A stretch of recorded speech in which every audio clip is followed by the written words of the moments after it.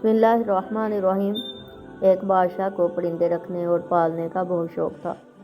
तो इसको एक दोस्त बादशाह ने 2 चीलें भिजवाई। इसे ये तोहफा बहुत पसंद आया और इसने इस शहंशाह को शुक्रिया का खत लिखा। इसने अपने एक होनहार गुलाम को दरबार में बुलाया और इससे बोला कि इन दोनों चीलों को बखूबी देखभाल करनी है और इनको एक बहुत बड़े और आलीशान बाग में रखना है, जहां वो दिल भर कर अपनी उड़ान बड़ा करेंगी।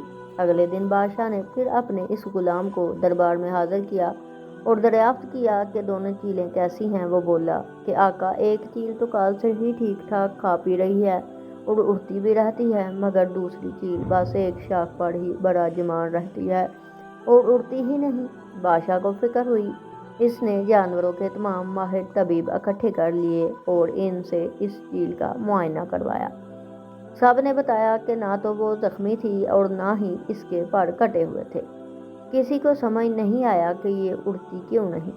बादशाह ने तमाम वज़रा इकट्ठे किए और ये ऐलान करवा दिया कि जो शख्स भी इसको उड़ा सकेगा, इसको मुँह मांगा इनाम दिया जाएगा। बहुत लोग आए। रोज़ दरबार में कोई नया माहिर आता और इस चील के साथ वकल लगाता, लेकिन वो थी कि उड़ने का नाम ही ना लेती थी।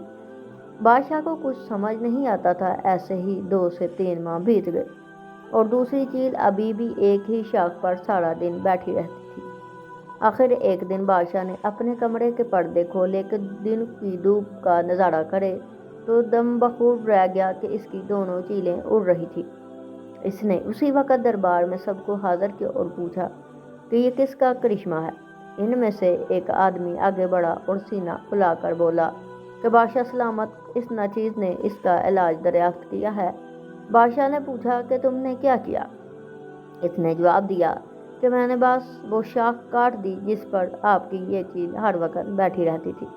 सच ये है कि हमें आदत हो जाती है कि जिस जगह और जिन लोगों में हम आरामदा और महफूज करते हैं, हम उन मकामात से निकलना ही नहीं चाहते और इसी तरह आसानियों के कायल होते हैं। लेकिन कामयाबी ने कभी किसी ऐसे इंसान के कदम नहीं चूमे जो एक ही जगह एक ही काम में सारी उम्र बसर कर दे।